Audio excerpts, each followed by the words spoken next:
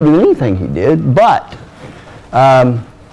he did say a unique thing.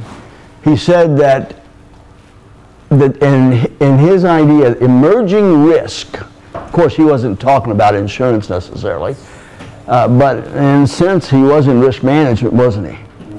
Mr. Rumsfeld said we have known knowns.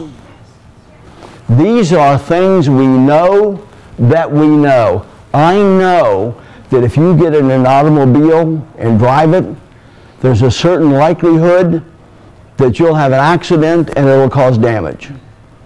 And I know that because historically that's always been true. So I can plan for that and I can predict that, and we can build it into our rate structure. We have known unknowns. These are things that we are concerned about that are lurking out there that may be problems, but we don't have enough history yet. So that commodity it's lurking. It's like a big shadow on the wall, but we just don't know enough about it yet. And then we have the unknown unknowns. These are things that we are just blissfully ignorant of. We don't have a clue there's a problem coming. And then we get blindsided.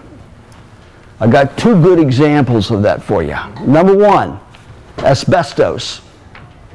I'm telling you now that in 1950, asbestos was our citizens' best friend.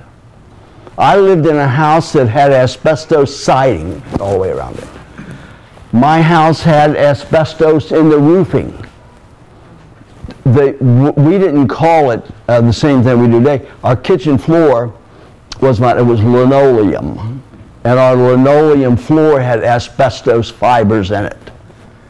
Insulation around heating pipes had asbestos in it. My father was a professional firefighter. All of his turnout gear was impregnated with asbestos. It was good.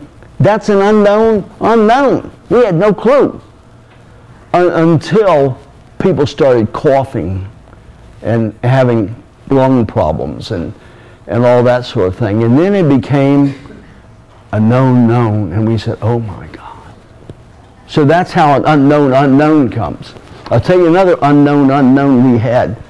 And the reason it was unknown is because we turned a blind eye, which we frequently do. But this involved what was going on in the rest of the world. And we said, never in America. And then September 11th, 2001, we had terrorists commandeer planes and cause this huge disaster. I think the amount of actual payments from the insurance industry was about $50 billion. But the thing is, the insurance industry had not planned on that happening. All you had to do is go back and look at homeowners and commercial property policies that existed prior to that time. We had war risk exclusions, but nothing about terrorism. Wasn't mentioned. So now, to me, the amazing thing is the insurance industry